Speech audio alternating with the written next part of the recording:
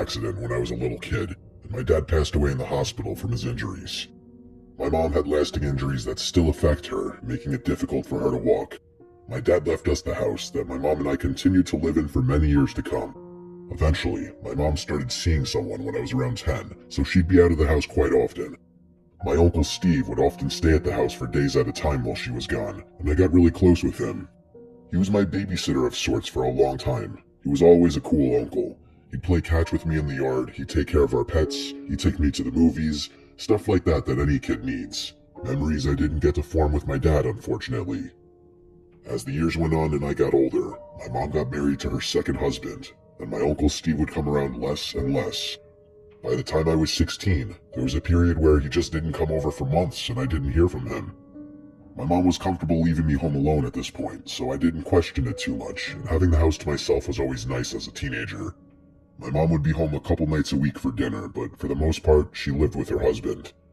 My mom was always very vague about what happened to my Uncle Steve. I had my suspicions that he was sick or dead, though. It may sound weird that my mom would hide something like that from me, but if you met my mom, you'd get it instantly.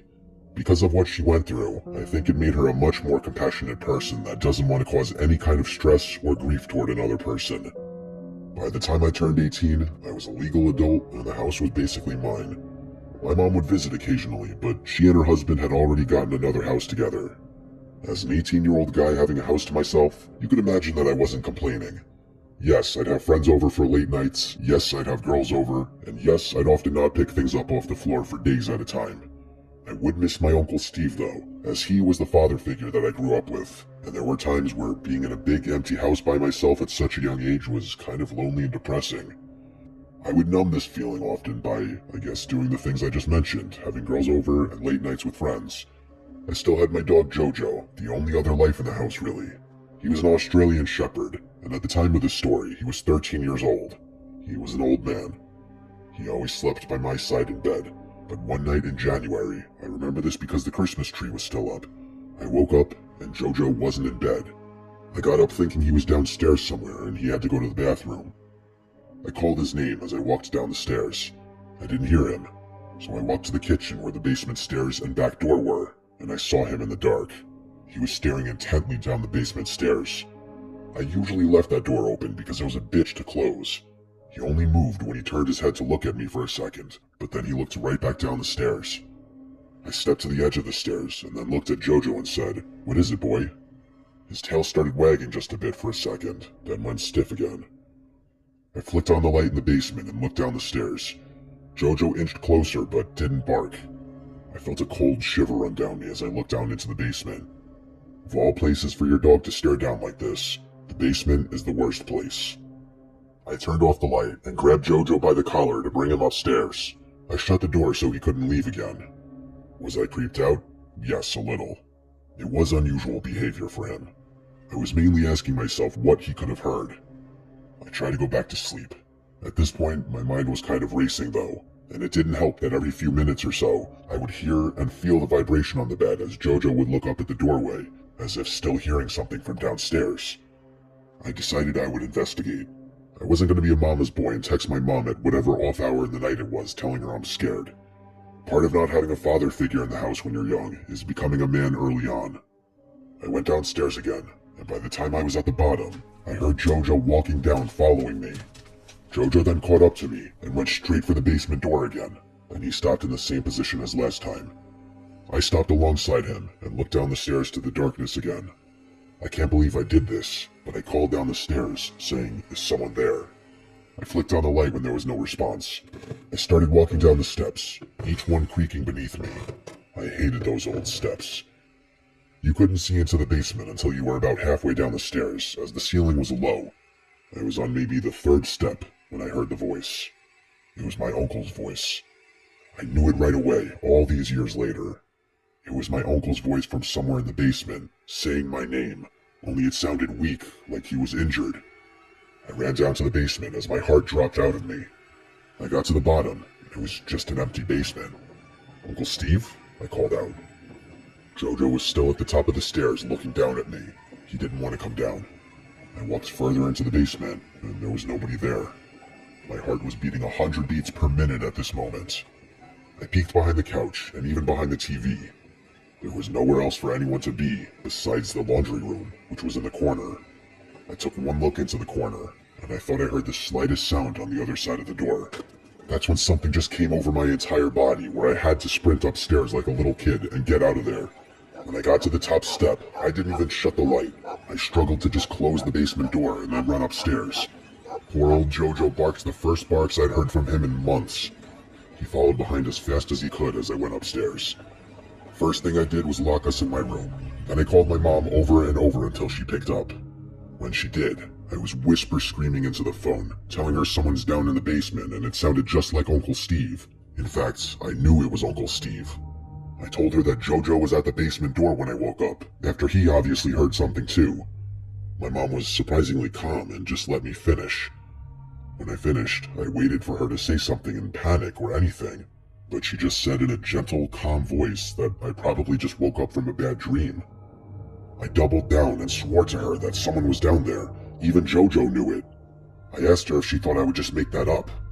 This is where she paused for a second, and it's because this was the moment she decided to tell me the truth, that my Uncle Steve got sick with cancer and died years ago, and that's why he stopped coming over. Before she could finish her explanation, I told her it's not possible. He's down in the basement right now. She then stopped me and said, "Listen to me. If someone's in the basement, you need to call the cops right now." So that's what I did. I hung up, dialed 911, and told them of a break-in. Jojo and I waited in my bedroom until there was a knock at the front door, followed by the doorbell. I ran downstairs to let them in, and eagerly pointed them to the basement. The basement door was still basically jammed shut like I left it. They told me to wait up there, but I didn't listen. I insisted on going down with them. I reenacted everything as we went down, what I heard, when, and where. Then I showed them where I looked around, and then I pointed to the one spot I didn't check, the laundry room, where I heard the sound. They went to open the door, and I showed them the light switch. When the light turned on, there was no one inside. The laundry room looked how it always looked. There was no one hiding in any secret crevices or behind the machines, nothing. It was as void of people as could be before we came in. I knew I was looking crazy right about now. We went back upstairs, and they did a little search of the first floor as well, then the upstairs. The house was as clear as it could be. There was no one there. They were at least pretty level-headed and not demeaning about it, even though they probably thought I was a whack job. They left, and I went back upstairs to call my mom again. She picked up right away, and this is where she finished explaining. My Uncle Steve died years ago, but she didn't want to tell me because she knew I suffered enough loss, and she couldn't bring herself to tell me. So she just played it off like my uncle kinda disappeared, which I yelled at her was infinitely worse, but that also didn't explain my hearing his voice just now in the basement. I calmed down, and then said into the phone, "Mom, I'm scared." She believed what I heard, I know it, and that scared me even more. She tried to convince me everything would be alright, and that my brain was playing tricks on me. I pretended to agree. We hung up, and I pulled Jojo close to me. He was the only thing keeping me from freaking out of my skin that night. I didn't fall asleep for another few hours. For a whole week after that, life in that house was hell. I couldn't go anywhere near that basement door. Jojo wouldn't stare at it anymore, but it was still haunting. I know it was all real because Jojo was reacting to something. Had Jojo not been there, I could have played it off as a late-night hallucination or mind tricks. But no, someone or something was down there. Something that had my uncle's voice. My mom sold that house just a year later.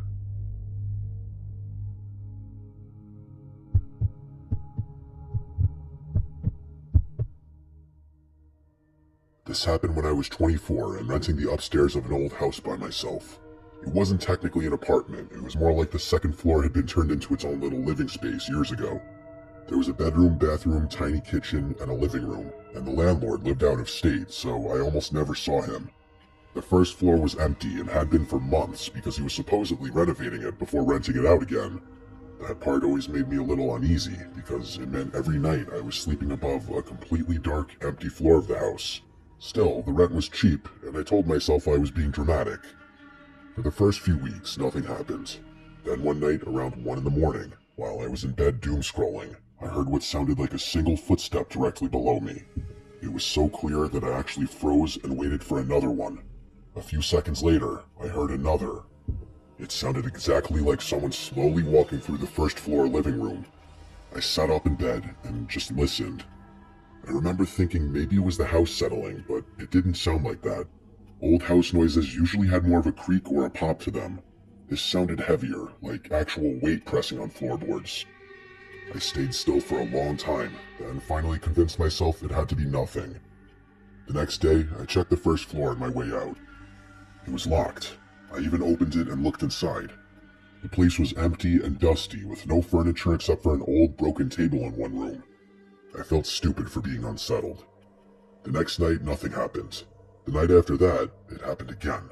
This time, it started at around 12:30. It was the same thing. Slow footsteps below me. 3 or 4 at a time, then silence, then a few more. It lasted maybe 2 minutes. I muted my TV and stood in the middle of my living room listening down through the floor. I kept telling myself there had to be an explanation. Maybe an animal got in. Maybe pipes somehow sounded like that in this house. But deep down, I knew it sounded like a person moving around. I texted my friend Scott about it, and he made a joke that the downstairs tenant had finally moved in. Over the next week, it kept happening. It was always late at night and always from downstairs. Sometimes it was footsteps, but once it sounded like a cabinet door shutting. That was the first time I got genuinely scared enough to call the landlord. He sounded annoyed more than concerned. He said no one had keys except him and me, and he was out of state. He told me old homes make weird noises, and said if I was really nervous, I could call the police, but he didn't think there was any reason to. That response actually made me more uncomfortable, because now I felt like if something was wrong, I was on my own. One Friday night, I was out later than usual and didn't get home until almost 2. The second I stepped into my upstairs apartment, I felt something was off. I don't know how else to explain it. Nothing looked different and the lights were off like I'd left them, but something felt different. I stood for a second listening, and everything was quiet, but then directly below me, I heard a thud. It sounded like something had bumped into a wall or a piece of furniture downstairs. I backed up so fast I almost tripped on the rug. I remember just standing there staring at the floor like I could somehow see through it. Then came more footsteps. I left immediately and sat in my car with the doors locked. I actually called the police that time. 2 officers came and checked the whole first floor so fast I almost tripped on the rug. I remember just standing there staring at the floor like I could somehow see through it. Then came more footsteps. I left immediately and sat in my car with the doors locked. I actually called the police that time. 2 officers came and checked the whole first floor and outside of the house. They found nothing. One of them said there was no sign of forced entry and no one inside. He was polite about it, but I could tell they both thought I had gotten worked up over house noises. For the next few days, I kept thinking maybe they were right. Then I started noticing little things. Once I came home from work and the first floor door was open by maybe an inch. I knew I closed it after the police were there. Another time, I smelled cigarette smoke outside the side of the house near one of the downstairs windows. I don't smoke, and neither do any of my nearby neighbors. At least not from what I knew. Then one night, I heard the footsteps again. Only this time, they stopped directly beneath my bedroom. I was lying in bed, and it sounded like whoever it was standing still in the room below me. I held my breath and listened. After maybe 10 seconds, I heard a very light tapping sound. 3 taps, then silence. I can't explain the feeling going through my body at that point. It felt like I was being watched in that moment, even though that made no logical sense. I grabbed my phone and texted my friend asking if I could come stay at his place. While I was waiting for him to answer, I heard the tapping again. 3 more taps in the same spot. I left without even changing clothes. The next day, my friend came back with me because I didn't want to be there alone. We checked the whole place and again found nothing, but when we got to the downstairs kitchen, he crouched near one of the lower cabinets and said, "What is that?" There was a cigarette butt jammed way in the back under the cabinet toe kick, almost hidden. It looked fresh. That instantly made everything real for me. Somebody had been in there. At that point, I stopped caring if I sounded paranoid. I called the landlord again and told him exactly what we found. He seemed more concerned this time and said he'd drive over the next day. That night, I stayed somewhere else. When he got there the following afternoon, he called me and said there was nothing obvious, but one of the back windows downstairs didn't lock right. It looked closed, but from outside it could be forced up enough for a thin person to get in. He said maybe somebody local had figured that out and was using the empty first floor when no one was around. Hearing that made me feel sick. I asked him if he was going to fix it right away, and he said yes, but I'd already decided I was done. What really pushed me over the edge happened that same evening when I went back one last time to get some clothes and my laptop. I was upstairs stuffing things into a duffel bag when I heard a sound come from below that I hadn't heard before. It was a cough, and there was no mistaking it. It came from the first floor hallway. For about 2 seconds, I just stood there digesting what I just heard. Then I grabbed the bag and ran out so fast I left half my stuff there.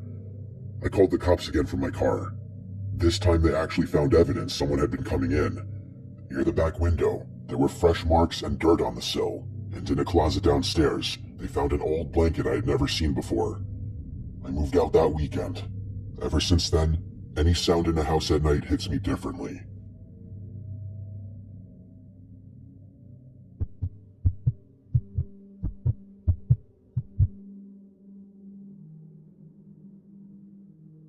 My name is Chris, and this happened when I was 22. I was living in the upstairs of a mother-daughter house owned by our parents, with my older brother Tom living downstairs. The setup was pretty simple. My part of the house upstairs was one big open space for the living room, kitchen, and dining area, then a hallway that led to the bathroom, a spare bedroom I used as a big walk-in closet, and my bedroom at the end. Tom had his own separate entrance downstairs, and we had a door that connected the 2 floors from inside. It worked out well because we had our own space, but could still get to each other if needed. One week, Tom went to Mexico with his fiancée, so I had the whole place to myself.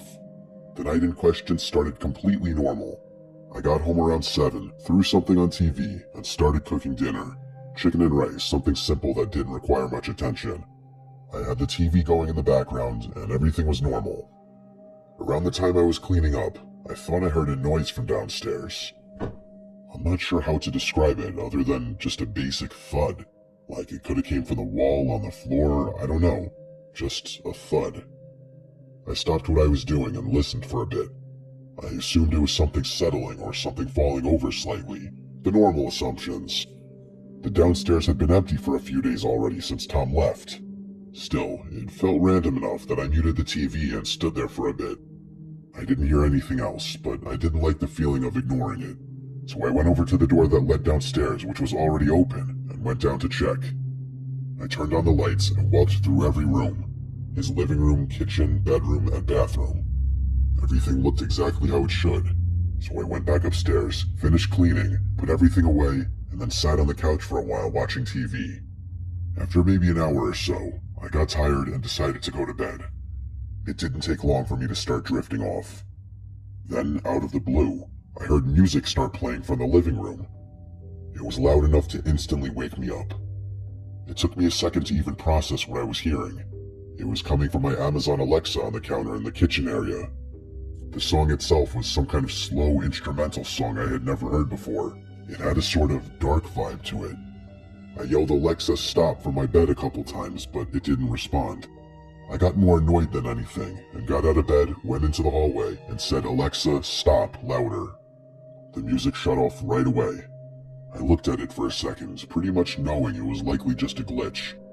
I went back into my room and got back into bed. A few minutes later, just as I was starting to fall asleep again, I heard the Alexa say, "Sorry, I didn't quite get that." I'm having trouble understanding. I got up again, walked into the living room, and unplugged it from the wall completely. I remember thinking that would be the end of it. Clearly that confirmed the thing was glitching out. I went back to my room, and this time I fell asleep pretty quickly. I don't know how much time passed, but I woke up suddenly to loud music again. It took me a second to even understand what was happening because I was still half asleep. Then it hit me. The music was coming from the living room again. I shot out of bed immediately because I remember unplugging the Alexa. There was no way it should have been on. I walked down the hallway slower this time. I didn't know what I was expecting to see, but I felt very uncomfortable now. I called out Alexa stop as I got closer, and the music shut off instantly. I then looked at the counter. The Alexa was plugged back into the wall. I just stood there staring at it for a few seconds. You would too if you were in the same situation. I knew without a doubt I unplugged it, unless I sleepwalked and plugged it back in. I remember pulling the cord out myself, there was no doubt about that. That's when that feeling in your stomach that something's really wrong hit me. I didn't check anything else because I was too scared. I turned and went straight back to my room and locked the door. Thank God it had a lock. I grabbed my phone and texted Tom asking if he came back early and was messing with me. But as I was typing, I saw at the top of the screen under his name, it said, Location Mexico. If this didn't already seem weird, now this felt straight up like a nightmare. I pulled a chair over to the door so I could sit and listen for anything on the other side. I didn't hear anything at first. Everything was completely quiet. I stayed like that for probably 10 minutes with my ear up on the door. Then I heard something that I will never forget. From out in the living room, I heard a whisper. It was quiet, but clear enough to understand what it was. It said, Alexa, play, and then something I couldn't make out. My entire body went numb. It was like all the weight dropped out of me at once. Before I could react, the Alexa responded, and music started blasting again from the living room. I don't think I've ever felt that kind of dreadful fear before. I grabbed my phone and called 911, but instead of being quiet about it, I just started yelling that I was calling 911 and telling whoever was out there to get the F out. I don't know why I did that. I think I just panicked. I was 22, scared, and defenseless. My first priority wasn't getting this person arrested, rather just getting them out. The music was so loud I couldn't hear anything else. I had no idea if the person was still out there or not. The operator answered, and I told them someone was in my house. When the song finally ended, I yelled Alexa stop again from inside my room. It worked. The cops showed up a few minutes later. I stayed in my room until they were inside and calling my name. When I came out, I explained everything as best I could. They checked the entire upstairs and then went downstairs too.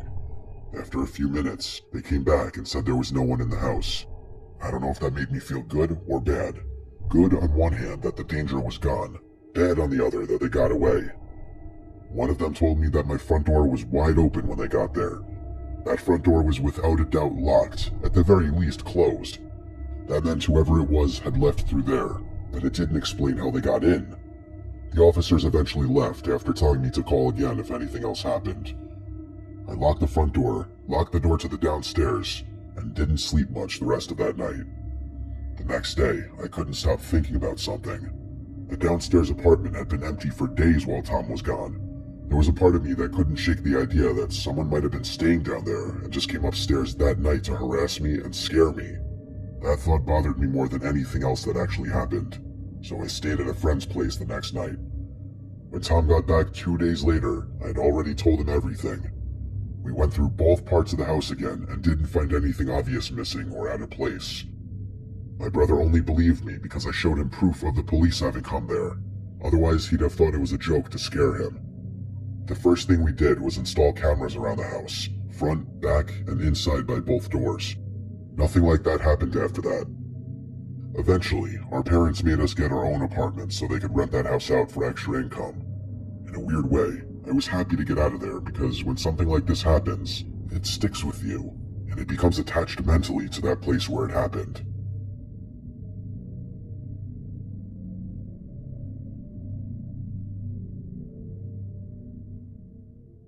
Happened maybe 4 or 5 years ago. The struggle of everyday life was starting to wear thin on me and my girlfriend Stacy. She suggested that we rent a cabin out in the woods just to escape for a few days. Naturally, I loved the idea, but I wasn't exactly rolling in the cash. So, she floated another idea. My best friend Randy and his girlfriend were close to us, so she suggested that they come with us to make it like a couple's getaway. It would be fun hanging out, and they would be able to pay for half the trip. I loved the idea, and when I presented it to Randy, he was on board immediately.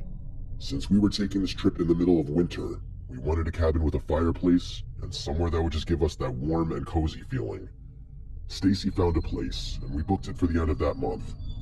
We were excited and started planning meals and other fun stuff to do at the cabin. Less than a week until the trip, Randy and his girlfriend broke up. The breakup was sudden, and it didn't end well. Stacy and I tried to figure out if we should offer Randy his money back or just not say anything. We really didn't have the funds to do this alone, but it's also not fair to make Randy pay for half a trip that he's not even going on. I called Randy to talk about it, and he told me not to worry about it. I offered several times to give him his money back, but he insisted that we still go and have a romantic getaway. When I told Stacy the news, she was excited, and we started getting pumped for our trip along. The next day, which was only a few days before the trip, Randy told me that he found someone else to go on the trip with us. I told him that I wasn't crazy about that idea, and when Stacy heard, she agreed. We didn't really want to travel with some random rebound that even Randy barely knew. I tried explaining to him that travel compatibility is a real thing, and that we know nothing about this woman. Randy begged, and after a few minutes, he talked me into it. He offered to pay for my entire portion of the trip, and he promised that his new girlfriend would be cool and that we would love her. Stacy and I were not happy. We knew the trip had the potential to end in awkward disaster. That alone would be a horror story. It took a little while, but we decided that we were going to make the best of this situation.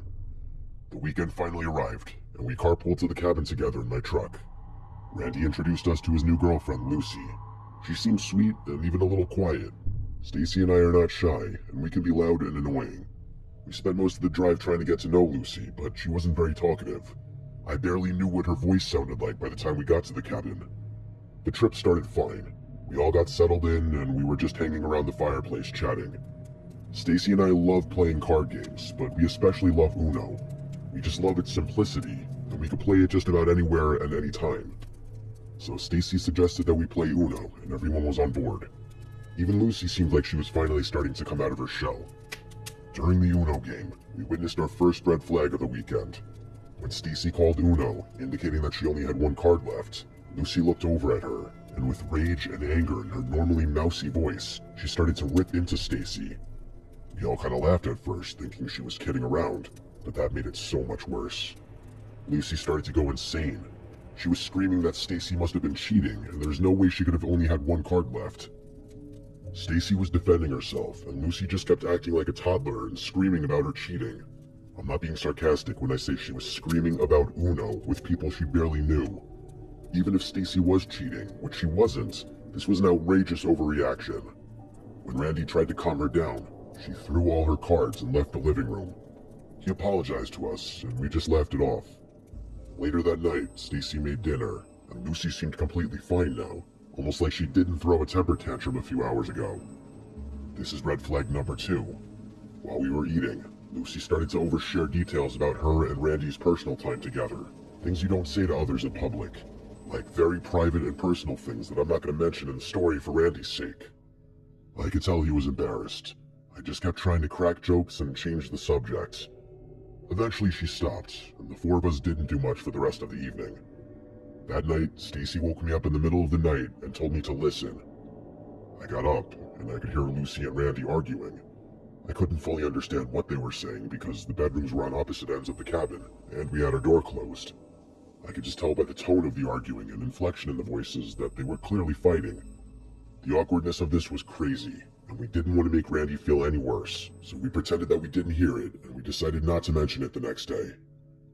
The next morning and day were uneventful. Randy seemed distant, and we barely saw or heard from Lucy. It wasn't until that night that things got weird. At some point in the middle of the night, I woke up to Randy standing over me. It scared the hell out of me. I asked him what he was doing, and he looked terrified. He asked if he could stay in our room tonight and if we could keep the door locked. I was confused and asked him if he could explain why. Apparently, he woke up during the night and Lucy was standing at the bottom of the bed, just staring at him. When he asked what she was doing, she just shrugged and said that she was watching him sleep, just in case, whatever that means. He said they stared at each other for a moment, and then she just turned and walked out of the room. Several minutes later, she still didn't return to the room. He decided to get up and go check on her and make sure she was okay, and that's when he noticed something on her side of the bed. He moved the blanket a little bit, and right there on the bed was a large knife. That's when he decided to sneak over to our room. He quietly walked through the dark cabin, trying not to make a noise. When he got to the living room, he heard Lucy humming to herself and wandering around like she was almost dancing. He said it kind of looked like she was sleepwalking, but worse. When she was almost at our bedroom door, the floor creaked subtly and she stopped humming. She turned to his general direction, and in an ominous voice, she said, "I see you." Randy said that it didn't even look like she was looking at him, just in his direction. After that, she turned around and continued to hum and skip around the dark cabin. That's when he entered our room and locked the door. I was trying to process all of this, and at the same time, Stacy woke up. We were in the middle of nowhere, so we didn't really know what to do. Lucy could have very well just been in some sort of elaborate sleepwalking state, but I don't know if that explains the knife. While we were contemplating, we could still hear Lucy pacing around the cabin. A few minutes later, we heard the front door to the cabin slam shut. We opened the bedroom door, and Lucy wasn't there. Randy looked out of the window and saw Lucy heading into the freezing cold forest with a t-shirt and a pair of shorts on. Randy ran to his bedroom and screamed because the knife was gone. Stacy said we had to go out and get her and couldn't just let her wander in the woods in the middle of the night, especially if she was sleepwalking. Randy was terrified and wanted nothing to do with his new girlfriend. Stacy went back to our room and started putting on warm clothes and a jacket. Randy was pleading with her to just call a park ranger or something. I've known Randy my entire life, and I've never seen him this scared. During our brief discussion in the bedroom, we heard the cabin door open and close again. We all got quiet and listened intently. We heard Lucy stomping down the hall toward her and Randy's bedroom. She was still humming. We stayed in our bedroom that night and didn't sleep at all. At 6 in the morning, we heard Lucy in the kitchen washing dishes. We all went out there, and she greeted us like nothing was wrong. Stacy and I chalked this all up to Lucy just being a bit off, and Randy going through some of his own issues since he had just broken up with his long-term girlfriend before this trip. Everything we experienced the night before was weird for sure, but it could be explained by sleepwalking or something like that. Randy was convinced that something darker was at play here, but Stacy dismissed it right away. She went to help Lucy clean, and I tried to console Randy the best I could before he went back to his bedroom. Not 2 minutes later, he texted me and told me to go to his bedroom right now and not to tell anyone. I went over there, and he showed me something horrifying. While he was packing up his stuff, he moved Lucy's bag. When he set her bag down, a large knife fell out of the side, the same knife that Randy saw the night before. I could see and feel how scared Randy was. He put the knife back in her bag and waited in the living room for everyone else to be ready to leave. The drive home was full of tension. Just knowing that Lucy had that knife in her bag freaked me out. Thankfully, we made it home safe and physically unharmed. Randy ghosted Lucy after that, and she must not have cared because she never tried to get a hold of him either. Occasionally, Stacy will still try to find Lucy on social media, but she's never had any luck. She's even looked at inmate lockup records and still no Lucy. It's like there's no record of Lucy existing, making us feel like she was clearly using a fake name. But if that's the case, what did she want? I wonder if she intended to hurt Randy. Truly, I have no idea what to think about that weekend. The fact that she had the knife and there's no record of this woman just makes me think whoever she was, she had dark intentions. I guess it's good that, for whatever reason, she didn't act on them.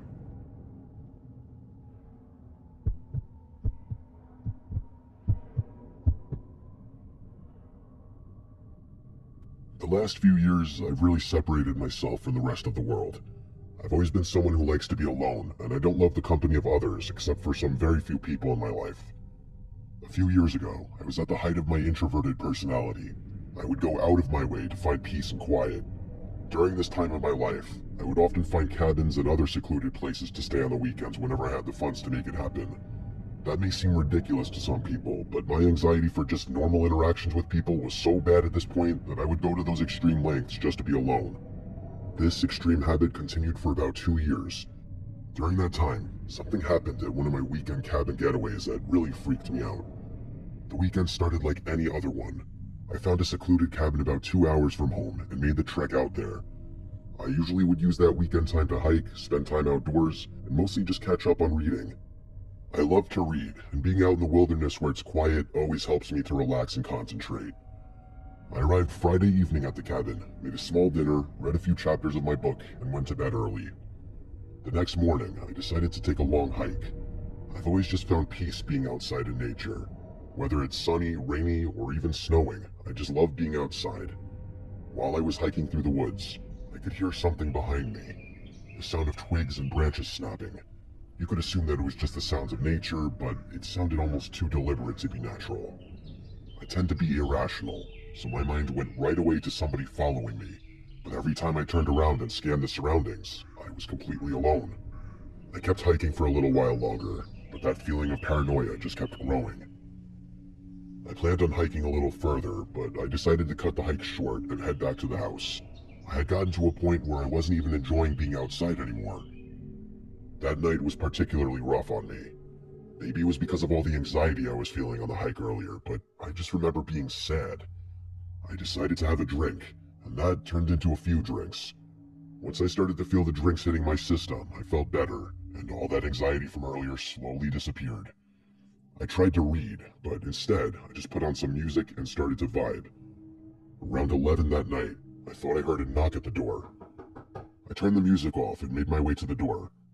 The front door was a heavy wooden door with 2 rectangular windows set into it. I looked outside and saw nothing, so I walked away, and before I could sit back down, I heard another knock at the door. I went back over to look out, and this time, someone was standing there, but it was too dark to make out any details. Before I said anything, I turned on the front light, which mostly illuminated the man standing out there. He didn't look scary or disheveled. It was the opposite of that. A clean-cut man with a suit was standing on the other side of the door. He was about 6 feet tall, had an athletic build, and was clean-shaven with a slicked-back haircut. This man was clearly out of place.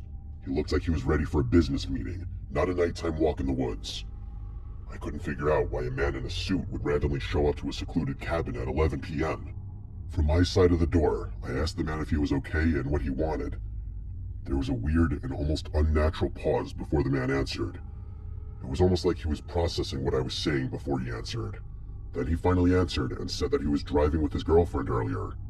He claimed that he had spent hours walking around looking for her, and now he's lost. He asked if he could please come inside so he could call someone for help. On its own, this was alarming and unsettling, just because a random stranger appeared at the door in the middle of the woods. But one of the most unsettling parts of this was his lack of any emotion in his voice. This did not sound like a man who was lost and missing his girlfriend. He sounded completely void of emotion. I told him to back away from the door and wait at the end of the driveway, and that I would call someone for help. He paused again and looked around slowly. With that same lack of energy, he said that he really needed to come inside. Something was outside, and if he didn't get inside for help, he was going to be in trouble. The tension I felt at this moment is almost indescribable. I told him I was calling the police and that he could either wait outside or leave, but I was not letting him inside the cabin. As I walked away from the door to grab my phone, I heard him say that he wanted to hide inside the cabin.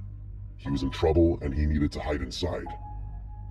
I grabbed my phone, and that's when he started to aggressively pound on the door. I ran back to the door, and I started to scream some vulgar things at the man outside. In the middle of my rant, I stopped yelling because I heard the man laughing. This was by far the most emotion the man had shown. I looked out the window, and the man had his face practically pressed up against it. His face was just inches away from mine. I nearly fell over from the shock of seeing him so close to me. In a calm voice, he said, "Come on, Victor, just open the door already."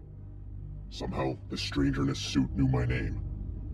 I was frozen for a few seconds, and then without thinking, I dialed 911 and I told him that I was staying at a cabin and a strange man was trying to break in. As soon as I hung up the phone, I looked out the window, and nobody was there. For almost 15 minutes I waited for the police, and I never once stopped looking out the window. During that time, I didn't see any movement outside. It was one single patrol car, and when he got there, I opened the door and let him in quickly. I told the cop everything, and he seemed concerned and confused. He told me that none of the other surrounding residents reported anything weird, and this was the first time he had ever gotten a call like this. The cop was nice and could tell that I was a nervous wreck. He suggested that I drive into town and stay at one of the hotels if I was still scared. I told him that I had been drinking and that I didn't feel comfortable driving my car, but I didn't want to stay there alone. He was nice enough to offer to drive me into town. As we were walking to the patrol car, I heard the officer make a weird sound, almost like he was shocked.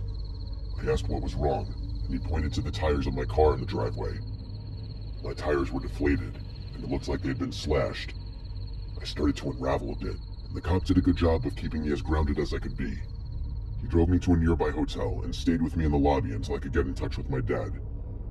I stayed in that hotel that night, and my dad came to pick me up in the morning and helped me sort out the details of getting my car towed. The owner of the cabin reached out to me a million times to apologize, but I just didn't care. I wanted this experience to be over. I didn't even ask for a refund.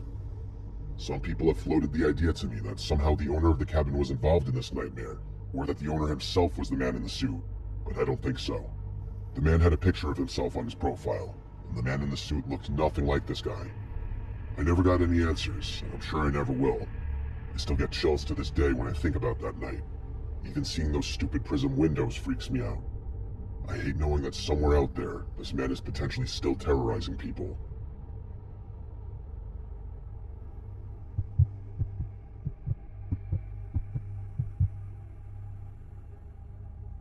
About 6 months ago, my father passed away.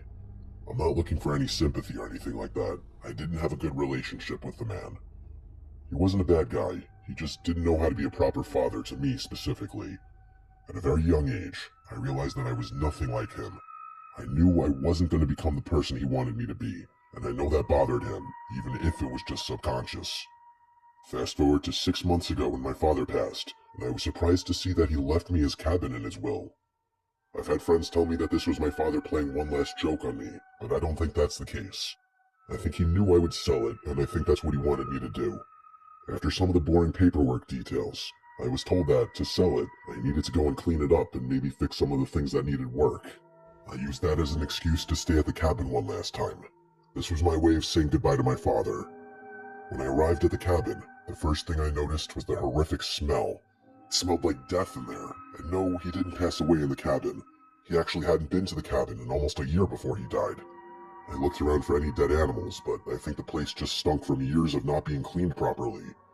The next thing I noticed after the smell was that the cabin looked exactly how I remembered it looking when I was 10. He still had the same setup, the same gross couches, the same bookshelves. Literally everything was the same. I spent a few hours downstairs deep cleaning every inch of that place. Luckily, my father fixed the roof a few years ago, so that was the one thing I didn't need to worry about. While I was going over my checklist of things I wanted and needed to do, I kept hearing noises coming from above me, like the sound of rustling and movement. That's when I remembered that he had an attic in this cabin. Attic might be a stretch, it's really like a mix of an attic and a crawl space, almost like it doesn't know exactly what it wants to be. There's a back hallway in the cabin, and located on the ceiling in the back hall is a pull-down cord. When you pull the cord, the door opens, and one of the retractable ladders comes down. I slowly started going up the ladder, and I was prepared to be attacked by a legion of raccoons or squirrels. Instead, I was attacked by an even more foul smell than before. I started to cough for the horrible smell in the attic. After my coughing spell, I looked around and was disgusted. There were boxes everywhere, but the worst part was that there was trash all over the place. Wrappers from food, empty beer cans, and just garbage everywhere. I knew my dad was not the cleanest person, but I also didn't think my dad was this messy and disgusting. I picked up some of the trash, but I only stayed up there for a little bit. The smell was horrible, and I was tired from cleaning downstairs. I wasn't mentally prepared to go through all the boxes and deal with the upstairs at that moment. I took out a bunch of trash and decided that I would clean upstairs tomorrow. Not long after, I went to bed. I put some of my clean sheets on his bed and slept in his old room. I woke up during the night because I thought I heard the sound of rustling again. I started to think that maybe the walls had some kind of animal infestation. That would explain why I kept hearing movement, and if animals were living in the walls, maybe animals were also dying in the walls, and that would explain the smell. The only problem with my theory was that the sounds I kept hearing were clearly coming from above my head in the attic. Since I wasn't sleeping very well, I decided to plug my nose and go check it out. When I got to the back hall, I noticed that the attic door latch was open, and the ladder was hanging down.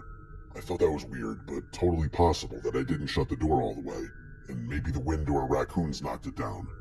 When I went to latch the door, I noticed another snack food wrapper on the ground at the base of the ladder. I couldn't believe there was more trash. I picked it up, stormed into the kitchen angrily, and threw the trash away. I grabbed a water bottle, went to the living room, and sat on the couch. It was dark in the living room, and I knew I wasn't going to fall asleep again, so I decided to stay awake. He had a small end table next to the couch with a little lamp on it. I turned on the lamp, and it wasn't very strong. It was a low orange light, but it was enough for right now, just enough so I didn't have to sit in complete darkness. I started to think about my father. Then I started thinking about my father in this cabin. I was thinking to myself, why would he ever hang out in that nasty, dirty attic when he has the entire cabin to himself?